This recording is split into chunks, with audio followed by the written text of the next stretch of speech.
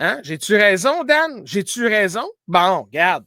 Mais Regarde, comment c'est- merci disait pour le Québec que le peuple pourrait regarder l'assurance maladie aussi, mais qui on voudrait regarder. On écoute Jocelyne Cazin, c'était ce matin ou hier peut-être, mais en tout cas, ça doit être ça que vous avez parlé. On écoute ce que ça donne, cette affaire-là. Si ça marche. Ça marche peut-être pas. Du radar. Vous voyez, et ça concerne nos Québécois, nos Québécoises qui séjournent plus d'un mois aux États-Unis.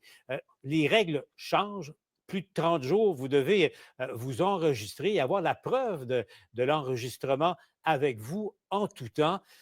Prise d'empreinte digitale qui est exigée. Et puis, si vous vous promenez après 30 jours aux États-Unis sans votre preuve d'enregistrement, vous êtes passible d'accusation aux criminels. C'est la nouvelle réalité. Donc, pour les Québécois et Québécoises qui vivent aux États-Unis, qui vont aux États-Unis, vous reconnaissez Jocelyne Cazin qui est avec nous. Salut, Jocelyne. Je suis contente de te voir. Jocelyne, Bonsoir, Paul. Quand j'ai vu ça passer, puis je t'écoutais ce matin, j'étais inquiet pour ma Jocelyne. Je dis, écoute, je sais, je t'ai entendu. Et quand Jocelyne Cazin n'est pas de bonne humeur, elle n'est pas de bonne humeur. Et tu ne l'es pas, Jocelyne. Hein? Elle envoie chez les Non, serveurs. je ne suis pas de bonne humeur parce qu'il n'est pas à une bêtise près, ce Donald Trump. Moi, excuse-moi, là, pour moi, c'est un psychopathe orange. Orange rouille, là, tu sais. Ça n'a pas de bon sens. Regarde-lui la face. Ça n'a aucun sens. Mais, quand même, il faut avoir des nuances dans la vie et j'essaie d'en avoir. Juste pause pour 2 secondes. Probablement changer d'idée. Son point, juste à date, son opinion professionnelle est vraiment, mais vraiment basée sur l'intelligence. Il faut que je dise ça. Je te dis, on n'a pas besoin d'écouter, on sait tout. C'est bon. Merci, madame. Vous avez raison. Aïe, aïe, aïe. Ah, OK, excuse-moi, c'est parce qu'elle est là. OK. On continue. Aïe, aïe. Je savais qu'on allait rire. Encore, parce qu'il n'arrête pas de changer d'idée. Sur les tarifs douaniers, il en fait la preuve. Alors que peut-être qu'il va changer d'idée en ce qui concerne l'obligation pour les étrangers. Ça ne concerne pas seulement les snowbirds québécois, là. Ça concerne tous les étrangers qui viennent en Floride, en fait, qui viennent aux États-Unis plus de 30 jours. Alors évidemment, ça concerne les snowbirds, notamment les snowbirds québécois. Mais il y a quelque chose, tu sais, c'est pas clair cette histoire-là, parce que quand on prend l'avion pour aller vers les États-Unis, donc vers la Floride pour les snowbirds, on a de toute façon l'enregistrement. On est enregistré sur la formule I-94. Okay. Je ne vous expliquerai pas ce que c'est, là, mais c'est une formule. Et d'ailleurs, j'ai vérifié ce matin quand j'ai vu cette nouvelle absolument aberrante. Alors, j'ai vérifié et tous mes enregistrements de vol ont été faits dans les dernières années. Ça concerne beaucoup plus les passagers terrestres, c'est-à-dire les snowbirds qui s'en vont par la voie terrestre, qui passent par exemple par la colle et qui ne sont pas nécessairement enregistrés. Ça concerne surtout ces gens-là. Mais Jocelyne, dis-moi, j'ai une question pour toi parce que ça va plus loin. Là.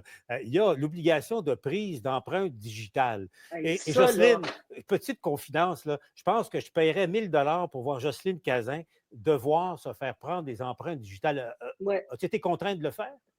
Je ne te raconterai pas mon histoire ce soir, mais il y a une dizaine d'années, j'ai vécu ça parce que j'écrivais dans un journal de la Floride et on m'accusait de travailler aux États-Unis, alors que c'est un journal francophone et les propriétaires.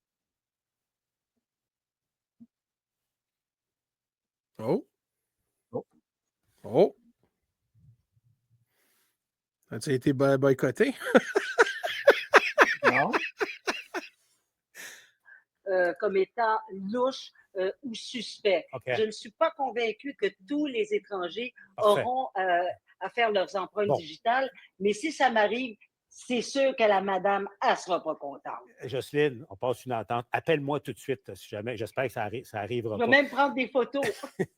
Jocelyne, l'autre affaire, c'est qu'il paraît qu'il faut que tu te promènes avec la preuve papier de ton enregistrement. Oui, intellectuel, ça, il ne passe pas vaccinal. Quand tu vas au golf ou tu vas à la plage. C'est pas fait encore, là. C'est pas fait encore. Okay. Ah, c'est pas fait encore. On n'est pas là encore, là. C'est un décret qui a été adopté en janvier, mais qui n'est pas en vigueur. Je veux dire, okay. Certainement pas, parce que... Tu me vois-tu? Paul, écoute-moi bien, là. imagine-moi sur la plage en train de me faire bronzer. Puis là, tout d'un coup, je sens une ombre sur mon corps. C'est un masque de céleste. COVID. Enfin, déjà rité céleste peut-être. Ouais. Et là, hi ma'am, can I see your paper, please? Ou attends un peu, là, je suis en maillot de bain un instant, il faut que ça n'a aucune espèce de bon sens. Ce qui nous amène au fond de la question, Jocelyne. Bon, on veut-tu te voir en maillot de bain? Ton droit. Je déteste l'hiver. Tu fais partie des gens qui laissent, au total, c'est 6,5 milliards par année que les snowbirds laissent dans l'économie de Floride. Tu sais, c'est de l'argent qui n'est pas dépensé chez nous, qui n'est pas dépensé ailleurs. Et moi, je ne suis pas dans le milliard que je laisse, là. Non, mais tu sais, tu as une partie, tu as un segment. Mais plus Je laisse sérieusement, beaucoup d'argent. avant de se laisser, parce qu'il y a une question de message qu'on vous envoie. Il y a une question de respect qui n'est peut-être plus là non plus. Jocelyne, comment tu dis ça? Vas-tu retourner en Floride à l'avenir? Bon, écoute, je suis propriétaire, comme des milliers de Québécois, je suis propriétaire d'un condo en Floride. Est-ce que je vais laisser, mon condo, il vaut entre 200 et 300 000 $. Est-ce que je vais laisser ça en plan? Non, je peux pas. Puis je peux te dire que j'ai vérifié pour d'autres cieux, d'autres endroits où je pourrais jouer au golf, la proximité, tout. Il n'y a rien d'aussi peu cher que ce que je vis en Floride actuellement, même si les frais ont augmenté de beaucoup. Je pense qu'on en a déjà parlé, des cotisations spéciales, etc., etc.